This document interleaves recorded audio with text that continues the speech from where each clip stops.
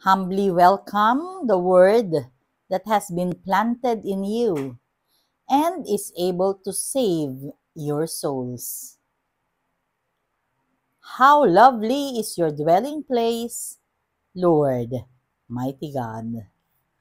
Blessed Saturday, everyone. We praise and thank you, dear God, for another day of life. We praise and thank you for the gift of love, the gift of family, of community, of belongingness, and the gift of today.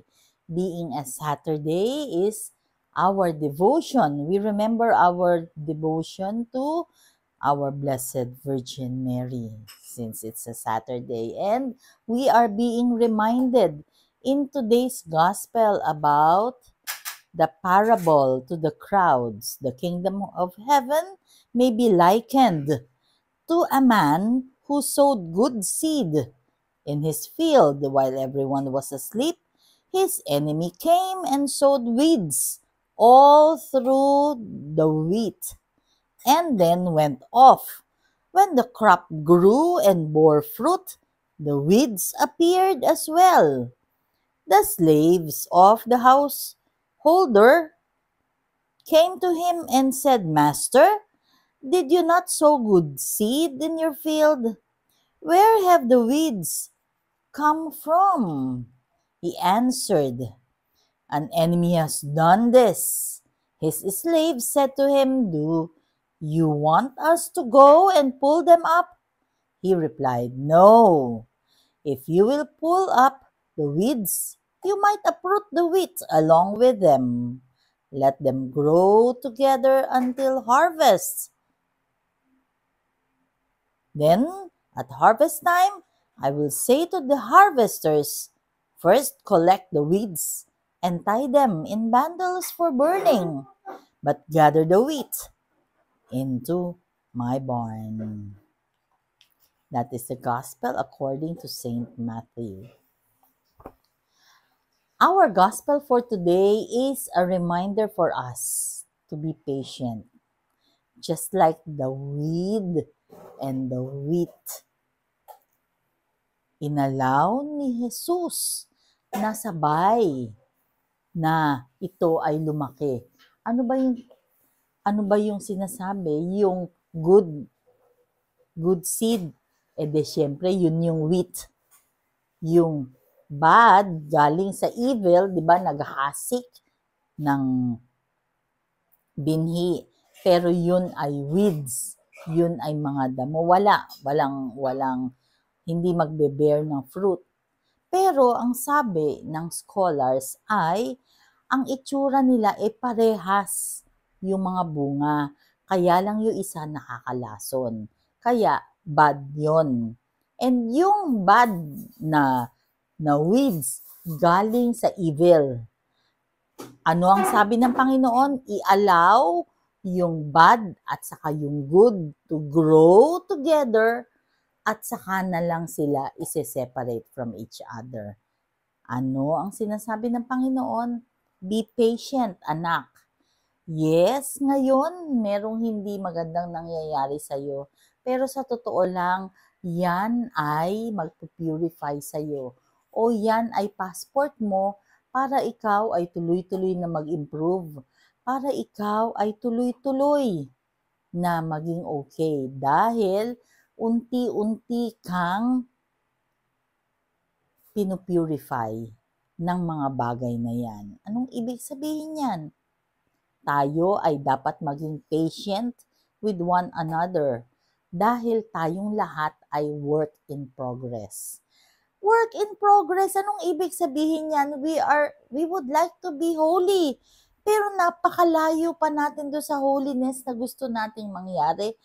Little by little by little by little, makakarating din tayo sa gusto nating puntahan. Huwag lang tayong mainip. Huwag lang tayong mapikon. Patience is a virtue. Kaya sabi ni Jesus, be patient, anak. At makakarating ka rin dyan.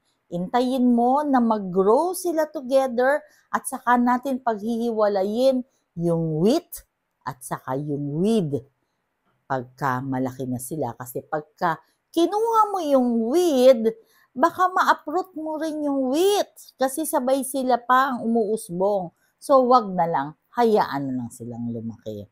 Ang ibig sabihin, kapatid, tayo nandito, ang mabuti, ang masama andirito, pinapabayaan tayo ng Diyos dahil tayo ay matututo sa mga hindi magaganda.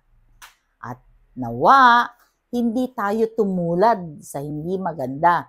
Doon pa din tayo sa magaganda, sa tama, na ayon sa gusto ng Panginoong Diyos dahil kahit kailan magkamali ka man, patatawarin ka niya. Kahit kailan hindi magwawagi ang kasamaan over sa kabutihan. Remember, patience is a virtue. Hayaan lang, magpasensya. Let us pray. Lord God, we are sorry for our sins, either of commission or omission. We pray for healing of those who are sick, those who are requesting for prayers, and those who are praying with us right here, right now. Salamat po sa continuing formation namin sa family and life at ang dami po naming natututunan. Nawa, tulungan niyo po kami mas spread the word na kami man ay maghasik din ng inyong salita kung papaanong ninyo gusto naming ibigay ang mga mensaheng ibinibigay ninyo, patuloy ninyong binibigay sa amin. Be with us always and in all ways, and we pray. We pray for couples who are struggling. We pray for families who are troubled. We pray for each and everyone who are praying with us in this video. Ikaw na po, Lord, ang manguna sa aming buhay. Please stay with us, for without you, we are nothing. Please, Lord, take over sa buhay namin na puno ng pagsubok. All this we pray in your mighty name, through the intercession of our Blessed Mama Mary.